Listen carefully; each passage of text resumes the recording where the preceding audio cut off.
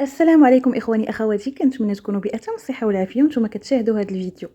اليوم ان شاء الله غادي نقدم لكم هذه الحلوى الرائعه اللي بدون دقيق مصنع، كتحضر فقط بالمايزينا او النشا وكتجي رائعه جدا بمذاق لا يقاوم. وكما كتلاحظوا بحله جديده كتجي هكا رخاميه.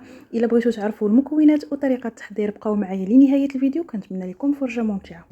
بالنسبه للمكونات غادي تحتاجوا 3 بيضات يكونوا بدرجه حراره المطبخ، ملعقه صغيره من خميره الحلويات، عندي ساشي ديال الفاني من فئه 7.5 غرام كما كتلاحظوا، كأس ممتلئ من السكر، وعندنا 250 غرام من الزبده اللي تكون نباتيه ما تكونش حيوانيه، و500 غرام بالضبط ديال النشا او المايزينا. اول حاجه انا غادي نستعين بالهاشوار باش نسهل عليا الخدمه.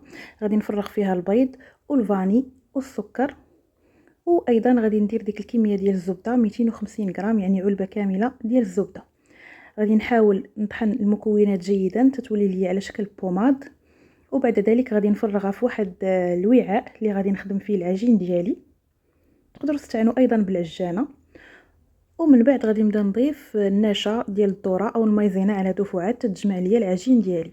هذا العجين هذا ما كيكونش قاصح بزاف، كيكون في نفس الوقت متماسك وفي نفس الوقت كيكون رطب. وما نساوش نضيفوا ديك ملعقه صغيره غير ممتلئه من خميره الحلويات. نعجنوا العجين ديالنا تنحصلوا على هذا القوام. شفتوا كديروا الكريه في اليد ديالكم وكيبقى السطح ديالها املس، ما خصهاش تشقق معكم العجينه ديالكم. انا غادي نحاول نشكلها كريات، كل كريه فيها 15 غرام، غادي نوزنها باش يجيوني الحبات ديال الحلوى مقادين. وبالنسبه للكريه ديالكم كيف ما حطيتوها، يا تبسطوها شويه يا ما تبسطوهاش، هي بوحدها كتنزل في الفرن. فاش كتدخلوها راه كتنفخ معكم، خليو فراغات اكثر ما بيناتهم باش ما يتلاصقوش لكم، لانها كتكبر الحجم ديالها كيتضاعف.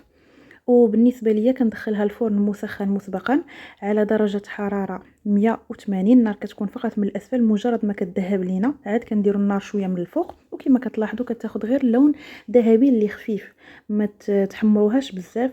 الحلوه ديال النشا خصها تبقى هكا في هذا اللون محافظه عليه. غادي نخليها حتى غتبرد ليا، عاد ديك الساعه غادي نزينها. شوفوا ما شاء الله كيفاش كتولي كبيره في الحجم ديالها. انا هنايا غادي نزينها بالشوكولاته السوداء والبيضاء.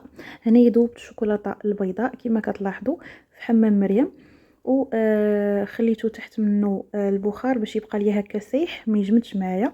وكتكون عندي الشوكولاته السوداء اللي ذوبتها، وكندير هكا خطوط اللي كتكون فوق ديك الشوكولاته البيضاء، وكنحرك بحركه دائريه خفيفه باش كنحصل على هذاك الشكل الرخامي كيعطينا بحال الصدفه او الحجر اللي كيكون في البحر. كيجي الشكل ديالهم رائع جدا، ويمكن تزينوهم فقط بنوع واحد من الشوكولاتات، غطسوهم في الشوكولاته السوداء او البيضاء، كيبقى لكم الاختيار. صافي هنايا كما كتلاحظوا من بعد ما كنخليوهم هكا يجمدوا شويه، يعني الشوكولاته البيضاء تبت الفوق ديالهم، كيجي هذا هو الشكل النهائي ديالهم، كيجيو رائعين جدا. شوفوا ما شاء الله، كتجي حلوه لذيذه بزاف متماسكه في نفس الوقت، وكتجي هشيشه ومقرمشه من على برا. وكما لاحظتوا مكونات اللي هي اقتصاديه، اكيد غتكون متوفره في كل بيت، تفرحوا بها الوليدات في هذا العيد ان شاء الله. الله يدخلوا عليكم بالصحه والسلامه. وكانت هذه هي نهايه الوصفه، اتمنى لكم دائما دوام الصحه والعافيه، ولا تنسوا ان صحتنا في حميتنا. الى اللقاء.